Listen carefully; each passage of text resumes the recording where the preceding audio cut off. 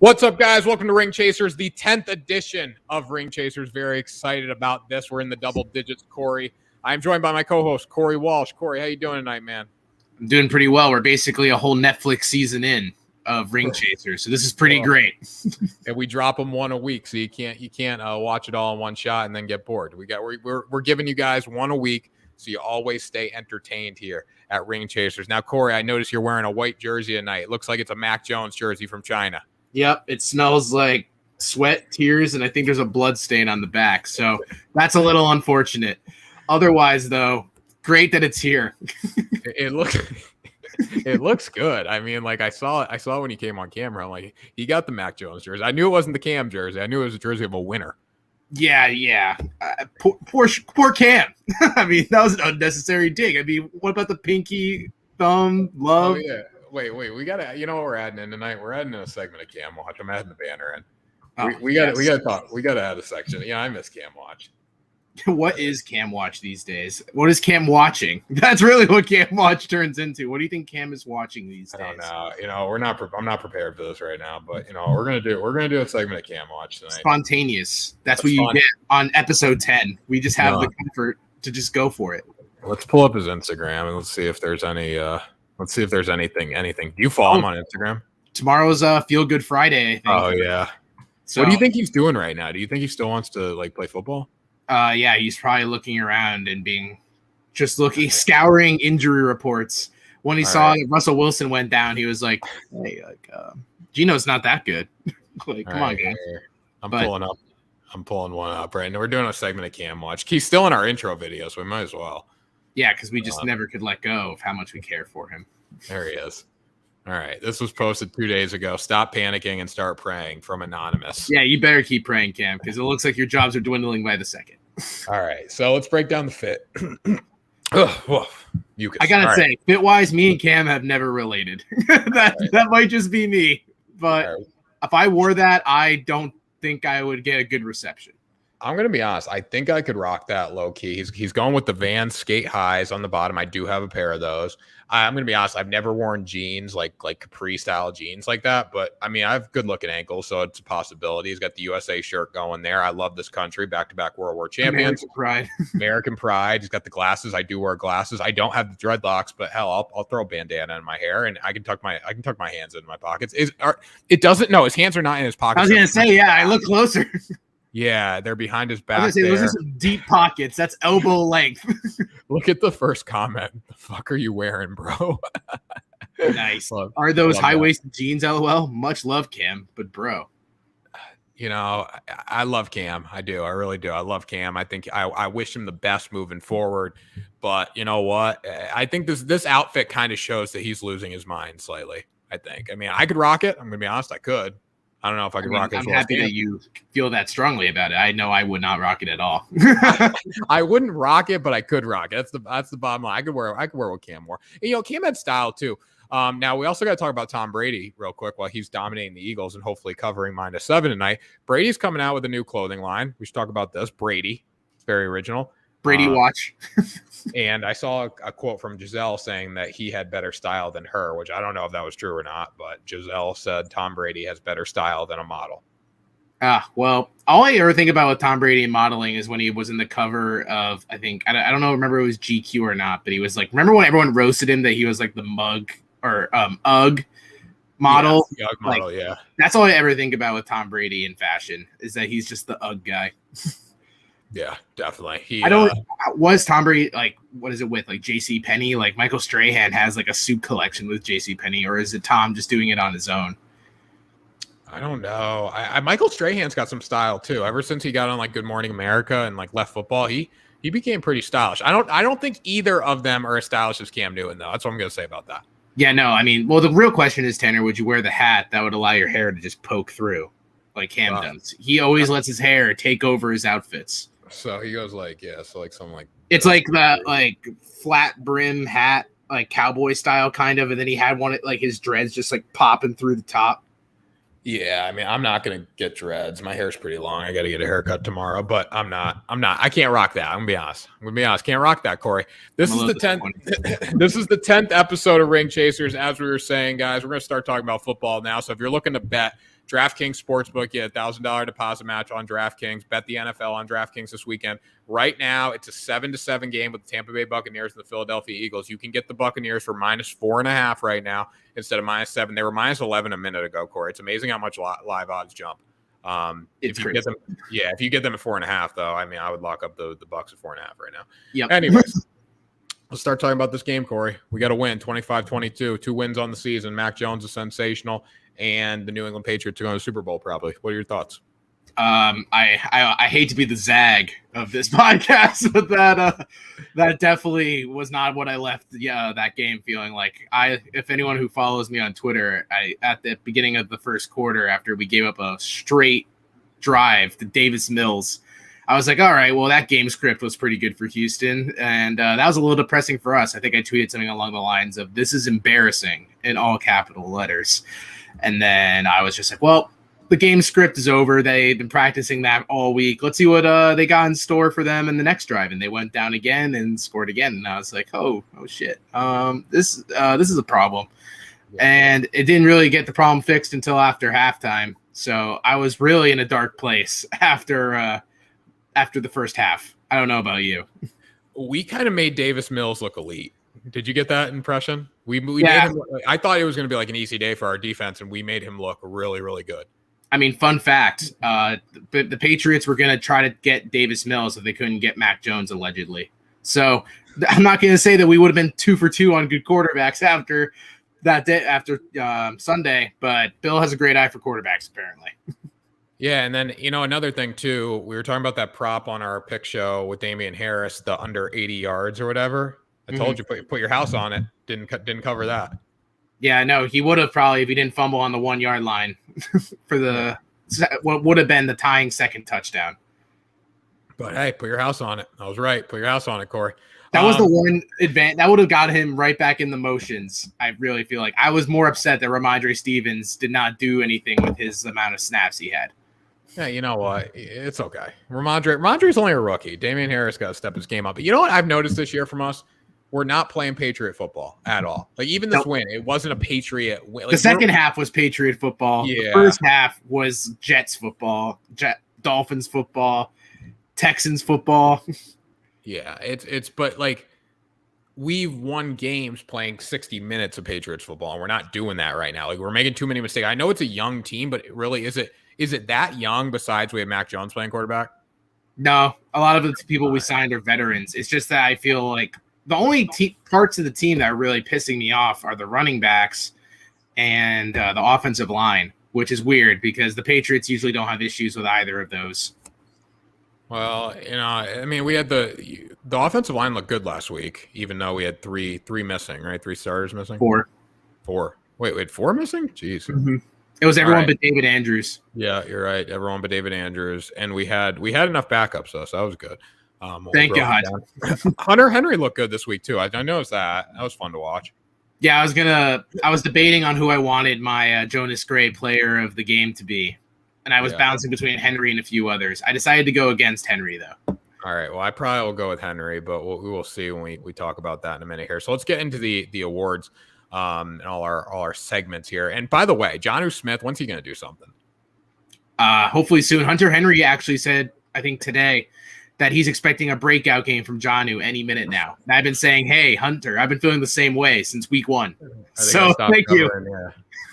So thanks, Hunter, for that inside info. That just means you're going to get like 14 targets next week. Yeah, there you go. Love that. We need them both to step up. I want the Gronk Aaron Hernandez days back, but minus the murder. minus the murderers, plural on that. I like to think that Aaron only did 1 and gave it up. Yeah, I doubt it, but it's still, hey, his stuff off the field, they could still play. Him and Gronk were a great combo together, so hopefully we get that back.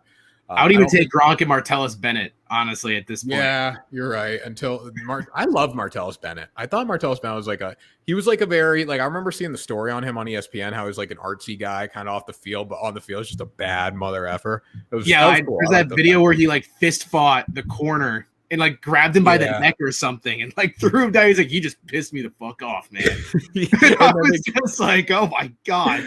And then they go into a story about him like doing art or like painting or something, right? It was like when Myles Garrett beat the living shit out of Mason Rudolph. And then like I remember maybe 2 or 3 months ago, they were saying how Myles Garrett's one of the most tranquil dudes who writes his own haikus and does yoga all the time. And I'm just like, holy shit. Now, what do you think? Just flip switches and they just become aggressive.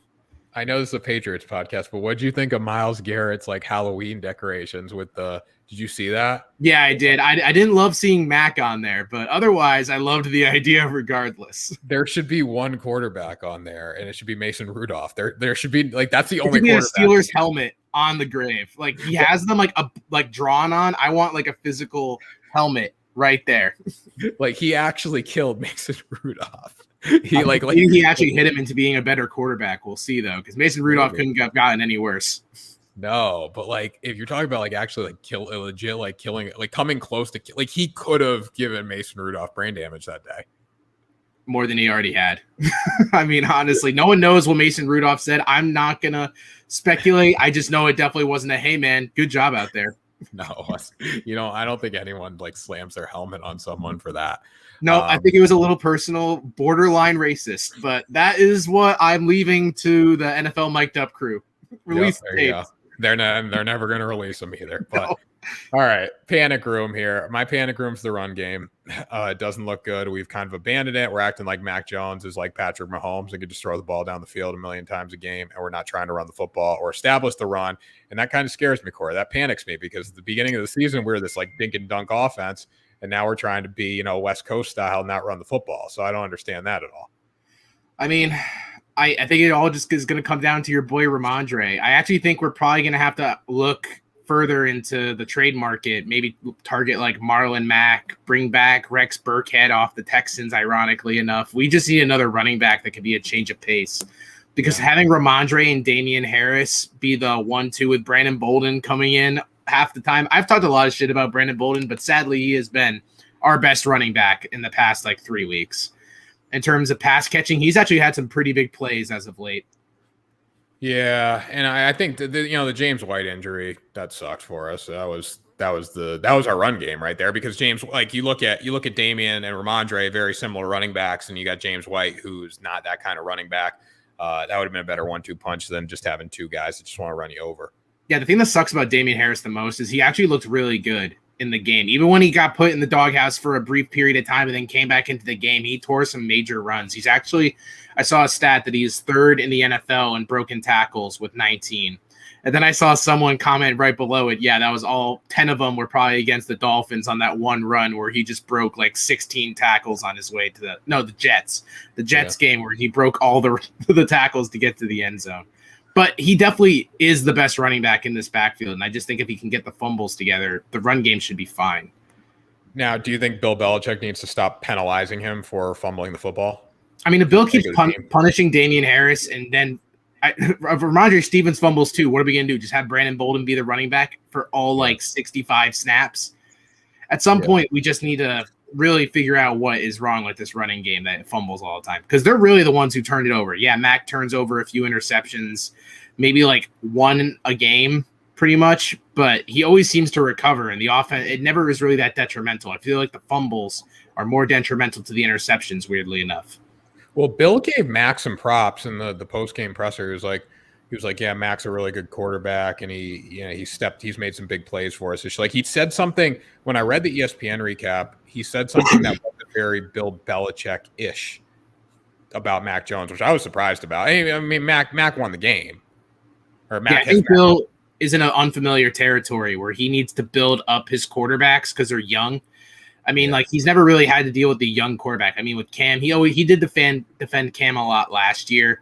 Even though Cam was just, as we said before, awful. He never really had to say that Tom was bad or anything because Tom was never bad.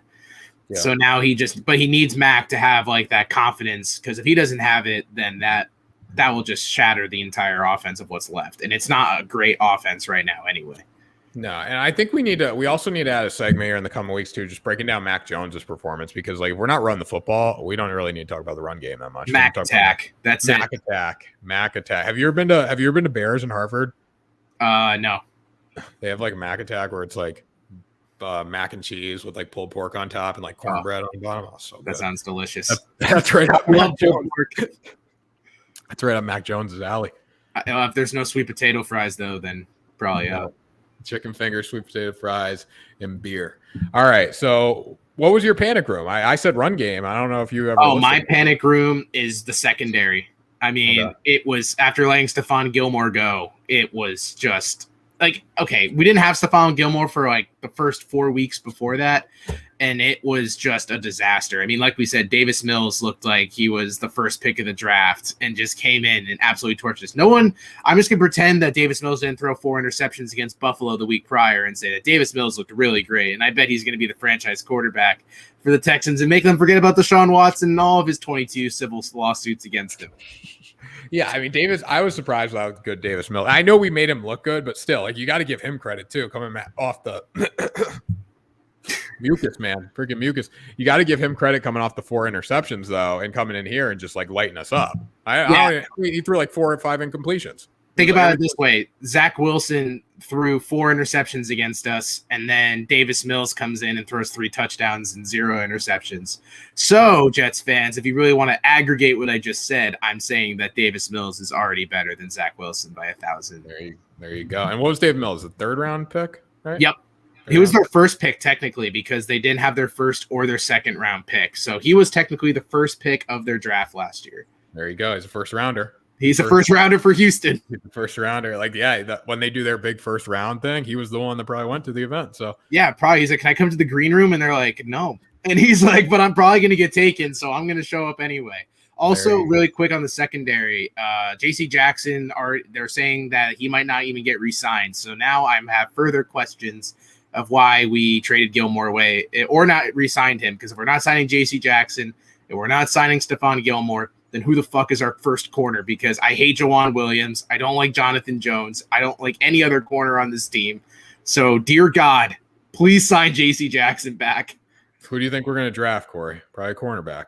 Probably from Alabama. We really love Alabama corners. We love Alabama. We love Alabama. Yeah, where's our Alabama lady? Where are you? Yeah, that's what I was going to say. Where's our Alabama lady? All right, so Jonas Gray Award of the Week here. I mean, you can go first. I think I'm going to go with Hunter Henry, honestly. I'm going to go for you go. You talk about Hunter first. I mean, 6 receptions, 75 yards, and a touchdown. That's a hell of a day from him, and especially when he was supposed to be the number 2 tight end, and Jonnu was supposed to do all this. I think Jonnu caught 2 passes the other day. It was bad. Yeah. So I mean, I gotta go with Hunter Henry. I do think though, this might be a bold take here, but I don't think Jonnu bounces back. I think Hunter Henry is the guy for the remainder of the year. I wouldn't mind if like Hunter gets like 8 targets a game like he got last week and Jonnu gets like 4 to 5, because I feel like if you just get Jonnu up to like at least 5 targets a game, which is so easy to do with the way that Josh sets up all these short, intricate little passes that always leave someone open. If you have Hunter Henry be the deep threat in terms of like him stretching the field and having Jonnu kind of stay short and be that safe option for Mac, I feel like that's the best combo of the two that you're going to have. Yeah, 100%. They should be doing some, send one deep, cross one over the middle. I'm not Josh McDaniels by any means, but they got to find ways to get Jonnu more involved just because he's a more talented tight end than Hunter Henry, I would say. And I think he's got more explosiveness and I think he'd break more tackles. Yeah, I think Hunter Henry definitely should be our red zone number 1. Like, I think that's who Mac should be looking at in the red zone the entire time. But I feel like for a majority of the game, you should be looking towards Jonnu because Jonnu has speed that Hunter Henry does not. Hunter Henry to me is like a B version of Gronk in terms of what their like skill sets are. They're pretty identical. They're big brutes that seem to break open space. But Hunter Henry, like Gronk, gets injured all the time. So you don't want to put him in limbo and have his knees be ready to be chopped in half by a safety coming up the middle. Yeah, definitely. So I think my Jonas Gray Award of the Week is going to go to Hunter Henry. I mean, when you lead the team in receiving, you got to get it, especially in a breakout performance like this, no doubt. Yeah, I think Nick Folk is going to be my Jonas Gray Award winner of the week. There you go. I mean, he responded off of absolutely doinking the field goal 2 weeks ago against Tampa, which I don't think is his fault still because no one was expecting him to make that anyway, and that's not why we were mad. We were more mad about Bill's decision-making in that instance, but he responded, and he basically was the offense. I mean, I think we scored 2 touchdowns, and then it was all Nick Folk for the rest of the way. What was he, like 4 for 4? Yeah, he had 13 points, 4 for 4, 2 for 3 on extra points. So he had 13 points. Should have had 14. So I'm not going to have that detract from him, because if you really just look at it, Nick Folk has been sensational this year. Yeah. He's only missed the 1 field goal, and it was the Tampa field goal. Yeah. So but I wanted to have an honorable mention for, I'm already saying who our defensive player of the year is. It's Matthew Judon. Yeah, 100%. He looks so good. Matthew Judon is an absolute force. And the most depressing part of him being so good is that during the game, the announcer was like, Matthew Judon now has 6.5 tackles on the season. He has now eclipsed Chase Winovich, who was the sack leader for the Patriots last year with 5.5 already through 6 games or 5 games. And I was Winovich is so bad. I don't think Winovich is good at all. We use him so situationally that he'll never be on the field. I wish he was good, because you just look at him and you want Clay Matthews energy or AJ Hawk energy. It's just the hair. If he didn't have the hair, no one would give a shit about him. He was a first rounder, right? No, third. Okay. 2 years ago? Yeah. 2 years ago. He was a rookie in Brady's last year. He's always like out there on social media though. Like he's very forward. That's why I thought he was going to be good when he came out. He's a good special teams player, but we didn't draft him in the third to be a special teams player. We get those guys in the free agents and the 7th round picks to be our special. We get Gunner. Gunner's our special teamer. Homecoming game for Gunner. He was really pumped to get the W. I want to see Gunner take one of the house this year. Dude, he was like special teams returner of the year for the AFC last year. Well, I want to see him take one. And we don't see it at all anymore. No, like well, maybe it's just because we're not blocking for him on the punch. That wouldn't be surprising. We don't block for anyone, apparently. There you go. I want to see Gunner. I want to see Gunner have one and take one of the house, because I love Gunner. I'd get a Gunner jersey. If Gunner's I want Gunner just to turn into Edelman slowly. I don't know if that's going to happen, but I mean, I don't want to like draw comparisons, but Welker started as special teams, turned slot stud. Yeah. Edelman, returner, a little bit of corner in the Super Bowl when we lost to the Giants. Yeah. Star slot receiver, Gunner, returner. Not going to say anything else. You connect the dots. How old is Gunner? I don't know. I'd probably say like 25 or 6. Gunner's 24. He's been in the league. This is his 3rd season. All right. So if he's going to start taking off and being something, though, like it's got to happen soon. And I mean, the only thing that stands in his way is that Jacoby Myers is a better receiver. Yeah. And he's our best receiver by a mile. Yeah. But I still I think he should get something going, don't you? Well, I mean, your boy N'Keal Harry's getting on the field now, so you should be really pumped about that. I was never a N'Keal Harry guy. All right, I was never. You were advocating for him in camp. I didn't want to be traded. Like I thought he could give us some value. I was wrong. Hey, he's catching footballs now, so that's great. One catch. He had 1 catch against Tampa too, I think. I remember because everyone erupted in the stadium, and I was like, "Oh my god, N'Keal Harry sighting!" I just want to see him do something. Like he could be. Imagine if we were working with like Hunter Henry and him in the end zone. Like you got to fade to him, go over the middle to Henry, run the football like in the red zone. Like we could kind of like. Yeah, I was gonna say this kind of touches on one of my ideas. I feel like the Patriots, if they're really gonna try to make a push here, need to be active at the trade deadline. And I think we should have. Well, one of them got hurt. I was gonna say I've been thinking that the Patriots should keep their eyes on the Allen Robinson situation in Chicago, and what was the Juju Smith-Schuster situation in Pittsburgh. But Juju's out now with a shoulder injury for the season. But I think we should look at these 1-year deals on these wide receivers that are just going to hit the free agent market and let Mac have a weapon that can stretch the field. My question is, though, for you on that, by the trade deadline, realistically, are we really going to be in playoff contention? I feel like we'll still be hovering around 500. And that could like decide us to get the push or not. Yeah. But is that gonna bring, I mean, I know you gotta make a move, but like you also got to be fiscally responsible too. A 1-year deal, though, is going to be fiscally responsible. It's more that if you bring them in for the 1-year deal, you're bringing them in with the intention of signing them because we will probably have the cap room. So just getting them in early so they can't sign with anyone else would be the best idea. Yeah, like Juju Smith-Schuster would be great. I know he had the shoulder injury, but like he would be our number 1 receiver right away. Yeah, I mean, also the way that the Bears are criminally underusing Allen Robinson on a contract year where they franchise tagged him and kept him in Matt Nagy hell for another year, only to catch like 3 balls a game.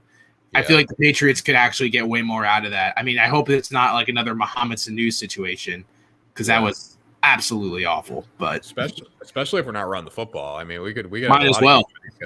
We'd have a lot of use for these guys. All right, so let's go inside the hoodie here. Bill Belichick. I mean, you got to be proud of your team, honestly. I think after this game, you got lit up in the secondary. You weren't able to run the football. You turned the ball over. But with all that being said, you played to win the game and you found a way to win. I think he's proud. Yeah, I would say that Bill, like after the game, first half, he was like, holy shit, this is just a disaster. Us going 1-4 to start the year is not the look that Bill needs. Yeah. But after like halftime, when the punter got scolded his long snapper in the back of the head with the punt, I think Bill was just like, I just skull fucked the shit out of David Culley. He's like, I have this guy on the ropes. He has no idea what he's doing. This is a bumbling idiot. He calls a timeout when it's completely unnecessary. Bill's just sitting on the sideline with a smirk. Bill goes in the locker room. He's like, if this was anyone else, we would have lost. But thank God it was David Culley.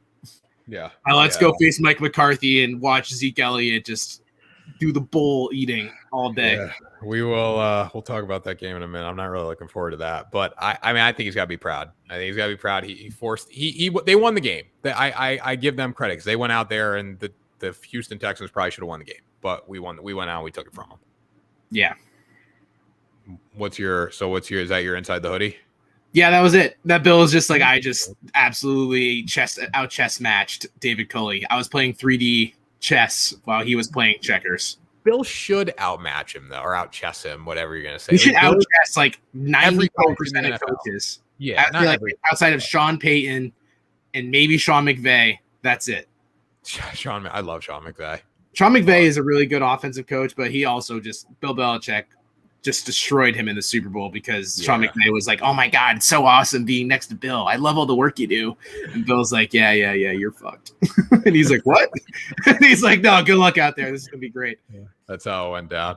All right, quick hits. I guess we don't really know what quick hits is. Is quick hits going into the Cowboys game? Like it's about I feel like quick hits is just like quick thoughts of the game. Yeah, right. I guess I have 2 quick hits. All right, go for it. One, the old players on the defense look old. Devin McCourty looks old. Yeah, Kyle Van Noy looks old. Dante Hightower looks old. It's just not a good sight. Jamie Collins came in for like 4 snaps, and he looked like the most rejuvenated player again in the NFL. I don't know what Bill does when Jamie Collins steps through those doors, but he must sprinkle some magic dust onto him because when he leaves the Patriots building, he looks average. And then he comes in, and he looks like one of the best linebackers in the NFL. He probably is going to earn himself another 3-year contract with the Lions, who just cut him. They're going to be like, Jamie Collins looked pretty good. I guess we can bring him back in for one more ride. I'm not afraid of being burnt, but yeah, the players that we expected to be really good on this defense don't look good, and that's a major red flag. I mean, Dante Hightower came out today and said he's a trash man. Yeah, you do look like fucking trash right now. I know that's like not what you're trying to say when you call yourself the trash man, but you're not cleaning up anyone's mess. I think Jawan Bentley right now is our best linebacker, and that's not where I really wanted to be at this point in the season. Yeah, I think we thought the defense was going to look better than it did. It looks good in certain spots, but it's from the players that we weren't expecting to be good. Hey, you know what, though? It cancels out. The players we were expecting to be good, they cancel out the players that we expected not be good. So you got to factor that in. Totally. That's, if you think about it, we're exactly where we were in the first place. There you go. My quick hit is we're going to go with Mac Jones. I'm going to say something about Mac Jones. I've been very impressed with Mac Jones this year. I think Mac Jones is better than advertised. Hell, I think he's going to be the best quarterback out of the whole rookie class, Corey. I think he's going to have the best career. I would say it's him or Trevor right now for me. Like if I had to pick one. I'd say like if you give like 5 years from now, you have to keep in mind Trevor is working with Urban Meyer, who is doing him no favors whatsoever. Urban Meyer's going out saying, like, I want our team to have 250 rushing yards and 250 passing yards. This isn't fucking college football, Urban Meyer. You're not playing like some scrub college that you paid $1 million to play you. Like, you're playing NFL teams. You're one of the worst teams, if not the worst team in football. And you're like, well, we lost by 17 points against the Titans, but we had 260 passing yards and 190 rushing yards. So that's you didn't cover. You didn't cover, Urban. That's the problem. You didn't do anything, Urban. I know you like to grind the tape and other things, but at the same time, you really just need to stay in the film room. Someone needs to lock you in, and you really need to help Trevor out. But this got really derailed. Mac Jones, my idea to this whole Mac thing is Mac looking really good, or are we just like, is it a benefit to him that we're coming off of Cam Newton where it didn't even look like a pass could be completed? So watching passes get completed at this clip, we're like, Mac Jones, is he elite? Because he can complete passes. I think it's because he's playing pretty good for a rookie quarterback. I think the Cam Newton factor, has something to do with it because, again, like, we couldn't complete a pass last year. But also, I do think he's playing pretty damn well. There's just a few times with Mac, I don't know if you see this too, where he makes throws that it's like definitely rookie type throws, but like you just leave they don't get intercepted, but you're like, where were you looking? Like, what were you seeing during this throw? Like, there was times in that last drive in the fourth quarter where he threw it and it got bobbled by two people tackled each other on the Texans trying to intercept one of Mac Jones's throws that easily should have been picked. And I'm just like, I don't know. I guess I'm going to chalk it up to rookie mistakes because he makes a lot of good decisions with the football, but I'm not going to say that he's been perfect. Yeah, no, and he shouldn't be perfect either. It's a rookie quarterback, and yep. I just don't know, because the Patriots, if the Patriots quarterback looks good, everyone's like, he's great. But I think Mac's in the best situation of any of these rookie quarterbacks right now. So he has the easiest way to looking great. Yeah. All right. Cowboys -3 versus the Patriots this week. I think -3. Wow. It's amazing. I would be hammering the Dallas Cowboys right now. Hammer them. Put your house on the Dallas Cowboys. I think the shoe's going to drop with Dallas at some point. Their defense doesn't make sense to me, how efficient it is. When you look at the stats, I mean, Diggs gets an interception in every game of the season, and last year he was not that great of a corner. He's a good corner, but like, that's not going to hold up. He's not going to finish the season with 17 interceptions. And they're getting a lot of pass rush out of a lot of young guys who we don't know are proven yet. So we can't necessarily say that this pass rush for Dallas is really good. The only thing I knew about Dallas going into the season is that their offense was going to be good. Their defense was always the question mark. And unfortunately for the Patriots, that's where the big problem is, because I don't have as many issues with our offense right now as I do with our defense. If Davis Mills can go in there and look like Joe Montana on the football field, Dak Prescott is a lot better than Davis Mills, and that could be terrifying because they also have a lot more weapons. Yeah, and I'm going to make a statement here too. Again, there might be a hot take.